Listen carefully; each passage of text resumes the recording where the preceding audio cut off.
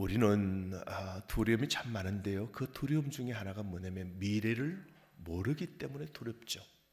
우리가 내일이 어떻게 될는지, 또 오늘 이 문제와 이 병이 어떻게 될는지 모를 때, 내일 일을 모를 때 우리는 불안하고 두려움이 생기죠. 그렇지 않겠습니까?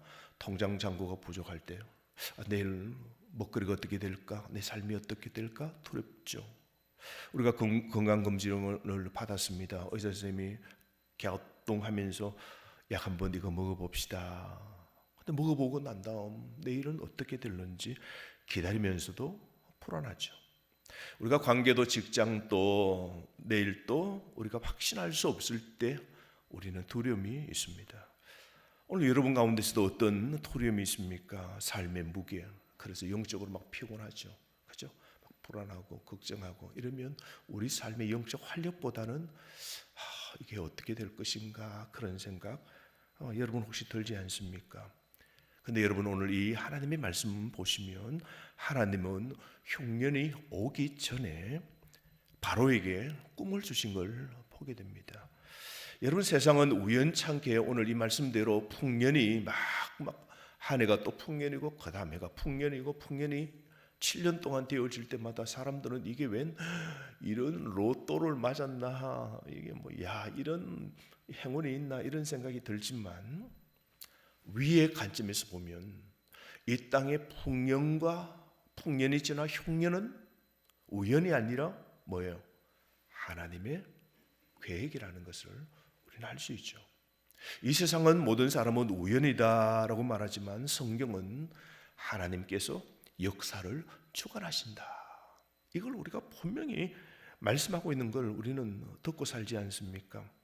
하나님은 재앙이 닥친 후에 허둥대시는 분이 아니시라 미리 하나님은 준비시키시는 분이시죠. 오늘 이 한 가지를 우리가 분명히 이 말씀을 통하여 우리는 볼 수 있는데요. 하나님은 자기 백성을 버려두시지 않으신다라는 걸 보게 됩니다. 여러분 이 속에 이 애굽 땅에서 일어나는 7년의 풍년과 그 다음에 극심한 이어지는 이 흉년, 이때에 일어난 사건이 뭡니까? 요셉의 아버지 야곱이 저 이스라엘에 있었는데 그 흉년이 애굽 근처까지 흉년입니다. 죽게 됩니다. 그러니까 7년의 그 흉년 속에 건들 사람 아무것도 없거든요. 그래서 어떻게 해요? 그 흉년에 하나님께서 야곱의 그 자녀들을 전부 다 선택한 하나님의 백성이 살 수 있도록 애굽 땅에 들어와 편히 살 수 있도록 하나님이 미리 이 역사의 풍년과 흉년을 다 계획하시고 주권적으로 역사하심을 우리는 보게 됩니다. 오늘 요셉은 꿈을 해석하면서 반복해서 말합니다. 25절 하나님이 그가 하실 일을 바로에게 보이심이니라. 우리 요셉이 이야기합니다. 하나님께서 하실 일을 하나님이 바로에게 다 보여주실 것이라고. 그리고 또 말합니다. 32절 말씀 보십시오. 하나님이 이 일을 뭐 하셨다고요? 정하셨다라고 그러죠. 여러분 이 본문의 중심 보면 바로가 애굽의 모든 땅을 통치하는 권력자로 보이지만 바로는 여러분 파라오 태양의 신의 아들입니다. 태양신의 중심이 바로입니다. 태양은 번성이죠. 태양은 어둠을 몰아냅니다. 그래서 고대 사회에 태양은요 신 숭배 사상에서 가장 중심입니다. 자, 그런데 바로가 이 역사 권력을 쥐고 있는 것 아니라 애굽의 경제도 바로의 손에 있는 것 아니라 모든 역사를 움직이시는 분이 누구라고요? 하나님이심을 우리는 이 본문을 통하여 우리는 딱 볼 수 있는 겁니다. 요셉은 감옥에 있었지만 그러나 세상을 원망치 않고 하나님의 뜻과 계획이 있음을 알고 어떻게요? 그 감옥 속에서도 그냥 견뎌내어 삶을 살았지 않습니까? 왜냐하면 요셉은 이걸 알았습니다. 환경보다 하나님의 섭리와 계획이 더 크심을 알았기 때문입니다. 여러분 오늘도 우리의 지금의 환경보다 하나님이 나를 통하여서 이 환경, 이 어려움, 이 질병, 이 힘든 상황 속에서도 하나님이 나를 향한 그 계획이 더 크심을 여러분 믿으시기를 바랍니다. 그래서 우리에게 때로 흉년도 하나님이 주신 계획도 있지만 풍년을 주신 하나님의 계획도 있는 것입니다. 2022년도 강원도에 큰 어느 지역에 화재가 났답니다. 불이 났답니다. 그래서 그 할머니가 살기 위해서 막 피하기 위해서 집에서 쌀을 봉지에 담았답니다. 그리고 막 나왔답니다. 그 동네 사람들이 지금 죽는 형편에 뭐 힘든데 그 쌀을 챙겼냐고. 그런데 그 할머니가 쌀 챙겨 나왔는데요, 불은 이제 꺼지고 다시 그 동네로 들어갔어요. 다 타버린 거예요. 그럼 먹을 걸 견뎌야 되잖아요. 근데 그 할머니의 쌀이 있어서 먹고 그렇게 있었다고 그래요. 그래서 할머니가 불 가운데서도 먹거리를 챙긴 게 그래도 그나마 도움이 되었다, 그런 말을 들어본 적이 있습니다. 여러분, 우리 삶의 내일을 방비하고 준비하는 것 참 지혜라는 그런 생각도 듭니다. 사랑하는 성도 여러분, 영적 삶도 마찬가지입니다. 흉년이 갑자기 옵니다. 어려운 일들이 옵니다. 질병도 찾아옵니다. 관계도 무너집니다. 믿음도 흔들리는 날들이 있게 됩니다. 그러나 여러분, 하나님은 우리에게 오는 그 흉년들을 하나님은 다 알고 계십니다. 하나님 모르시겠습니까? 하나님이 나에게 찾아온 질병과 나에게 찾아온 어려움을 하나님이 모르시겠습니까? 우리 하나님은 내 삶에 일어나는 모든 일과 이 역사에 일어나는 일도 하나님은 다 알고 계시지 않습니까? 그래서 말씀을 주시고 새벽을 깨우게 하시고 기도하게 하시는 것이죠. 세상 사람들은 지금을 절기라고 말합니다. 그러나 하나님은 준비하라고 말씀하시죠. 우리가 불안과 미래의 두려움 속에서 우리가 무너지는 이유는 무엇입니까? 하나님보다 현실을 더 크게 우리가 보기 때문입니다. 하나님을 더 크게 보면 하나님이 반드시 이 속에서도, 이 고난 속에서도 하나님의 뜻이 있다. 하나님을 지금도 더 크게 우리가 생각하고 하나님을 더 크게 우리가 보신다면 오늘의 문제는 우리가 이겨낼 수 있는 것이죠. 불안과 미래의 두려움에서도 우리는 능히 우리가 이겨낼 수 있는 겁니다. 여러분, 하나님은 오늘 저와 여러분의 불안과 염려를 외면하지 않으십니다. 오늘 여러분 어떻습니까? 눈앞의 현실만 여러분 바라보며 여러분 살고 계십니까? 아니면 하나님의 섭리를 신뢰하고 그렇게 살아가고 계십니까? 꼭 우리가 믿는 것 하나, 우리 예수님은 우리의 선한 목자이시죠. 그 주님, 그 선한 목자가 우리에게 이 사망의 엄침한 골짜기도, 이 흉년의 인생의 이 삶의 계곡에서도 피하여 오늘 정상의 실만한 물과 푸른 초장으로 인도하심을 믿으시기를 바랍니다. 어제 장례를 우리가 이태균 장로님 장례를 다 치렀습니다.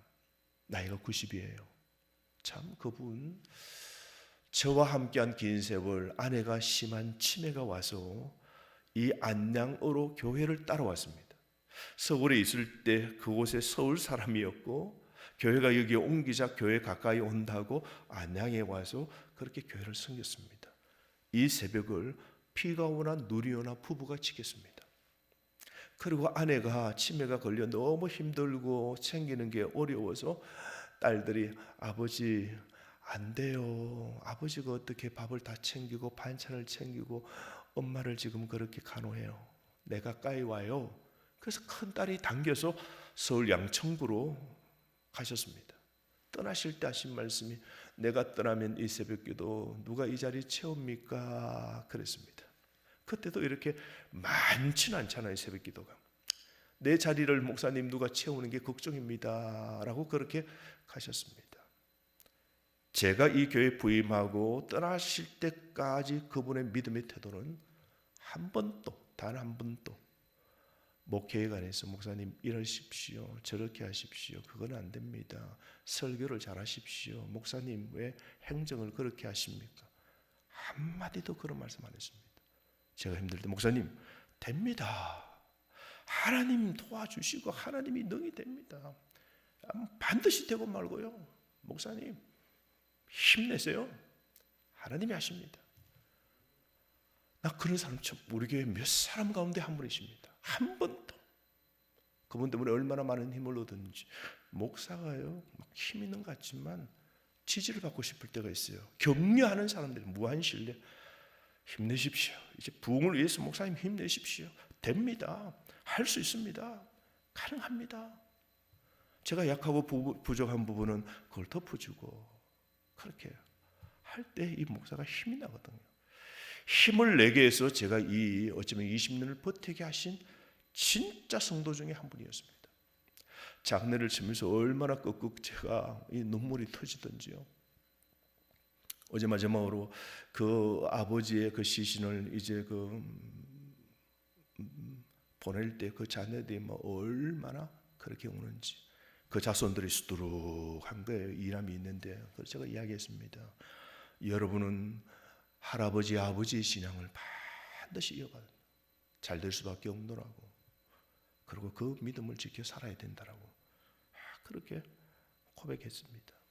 그랬더니 그 자녀들이 마음속에 이 장례를 통하여 그 가족이 다시 한번 끈하게 되는 계기가 되었다고, 감사하다고 그렇게 이야기를 하는 걸 어제 그 간증 고백을 들었습니다. 사랑하는 성도 여러분, 우리를 이끄시는 분이 선한 목자 하나님이십니다.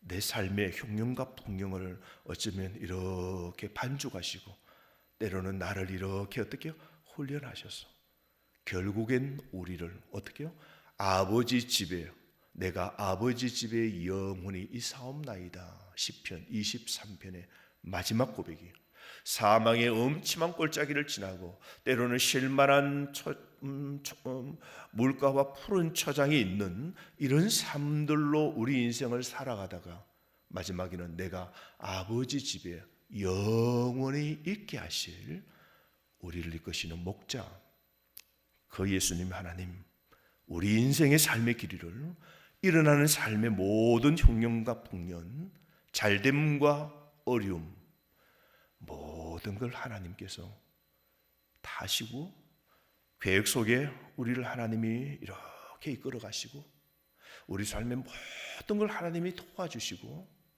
나는 지금 모르지만 하나님은 이 고난, 이 흉년 뒤에 어떤 일을 만드시는지 하나님이 다 계획하고 계심을 오늘도 우리가 확실하게 우리가 믿어야 됩니다. 오늘 보십시오. 33절에서 36절 말씀에 하나님은 준비하는 믿음을 원하십니다. 요셉은 꿈만 해석하지 않습니다. 해결책도 제시합니다. 33절 명철하고 지혜 있는 사람을 택하여 그렇게 하라 그럽니다. 흉년 때는 어떻게 합니까? 곡물을 저장을 창고에 가득하도록 34절 35절 그렇게 하라고 말합니다. 지혜를 갖고 일을 해야 되겠죠. 하나님을 경외함으로 현실을 분별하는 능력이죠. 하나님을 믿어야 이 말을 따르지 않겠습니까? 꿈을 해석했는데 이 꿈을 진짜 믿어야 곡식 창고를 저장하지 않겠습니까? 하나님이 주신 그 지혜를 가지고 이 믿음으로 이 일을 따르는 사람을 통하여 이 일들을 이루어 가야 되는 것이죠. 그래서 오늘 우리는 하나님의 주권을 믿으면서도 동시에 우리는 책임 있게 우리가 준비하고 일하는 사람이 돼야 돼요. 우리는 막연한 어떤 이상가들이 아니에요. 하나님이 모든 역사 내 삶을 다 주관하시는데 그래서 우리 이런 거 있죠. 아니, 내 인생은 하나님이 다 인생의 모델 줄 하나님이 기억하시는데 하나님이 다 이끌어 가실 건데 우리 학생 때 말이죠. 공부할 필요 뭐 있냐? 공부 안 해도 하나님이 다 이끌어 가실 건데 시험 제대로 공부 안 해도 하나님 100점 주실 건데 이게 아닙니다. 우리의 계획주의 신앙은 하나님의 주권을 신뢰하면서도 동시에 우리의 책임, 우리가 해야 될 일들을 우리가 믿고 또한 삶 속에서 우리가 실천해 나가는 신앙입니다. 우리가 기도하고 우리 삶은 또 어떻게 해요? 성실하게 기다리면서 흉년 속에서도 믿음을 지켜 행하는 삶이 되어야 되는 것이죠. 오늘 우리의 신앙, 기도하는 것이 내일의 흉년을 견디게 하는 겁니다. 오늘 말씀이 쌓이는 것이 미래의 무너짐을 막는 겁니다. 하나님 말씀을 듣는데 우리가 그 말씀을 우리 심령 속에 딱 저장하고, 그리고 그 말씀을 기억했다가 그 말씀대로 어떻게요? 무릎 꿇고 기도하고, 그 말씀대로 견디고, 그 말씀대로 우리가 살아갈 때, 준비할 때에 하나님의 은혜, 하나님의 복, 그것이 쌓이는 것이죠. 그러므로 여러분, 지금 우리가 움직여 기도할 수 있을 이때에 우리는 뭘 해야 됩니까? 말씀을 저장해야 될 때입니다. 지금 우리도 좀 깨어서 새벽에 기도할 수 있을 이 건강이 있을 때 우리는 기도를 어떻게요? 우리가 쌓아야 되는 것이죠. 우리는 지금 믿음을 준비해야 될 때입니다. 그래서 여러분 삶 속에서도 늘 하나님 의지하고 짧게라도 말씀 보시고 기도하고 하나님을 붙드는 여러분의 삶 되시기를 바랍니다. 흉년입니까? 힘드십니까? 하나님을 붙잡으셔야 돼요. 역사의 모든 걸 해석하시는 분 하나님이십니다. 이미 여러분, 우리는 너무너무 감사한 게, 내가 하나님을 오늘 이 새벽 붙들기 전에도 하나님이 이미 저와 여러분을 다 붙들고 계심, 이게 너무 감사죠. 나를 붙잡아주고 계신 한 분이 있습니다. 든든하신 분이십니다. 하나님이십니다. 그 하나님이 내 삶을 어떻게요? 해석하시고 내 삶의 모든 걸 풀어내십니다. 그래서 우리 중심은 하나님 중심이어야 돼요. 여러분, 하나님 중심, 말씀 중심, 교회 중심입니다. 신앙에 이게 흐트러지면 안 돼요. 그래서 우리가 사람 중심이 되거나 물질 중심이 되거나 나 중심이 되면 이거는 판판이 다 깨집니다. 내 중심, 내 계획대로 사는 그 목적과 삶이요, 어떻게 될까요, 여러분? 그 해석은 언젠가는 다 꽝이 되는 겁니다. 무너집니다. 오늘 내 인생의 삶, 일어나는 일, 모든 일들, 이걸 풀이하고 해석하시고 하나님의 깊은 뜻이 그 속에 있음 우리는 믿을 때, 오늘도 이 새벽 하나님께 간구하는 저와 여러분 되기를 주의 이름으로 축복합니다.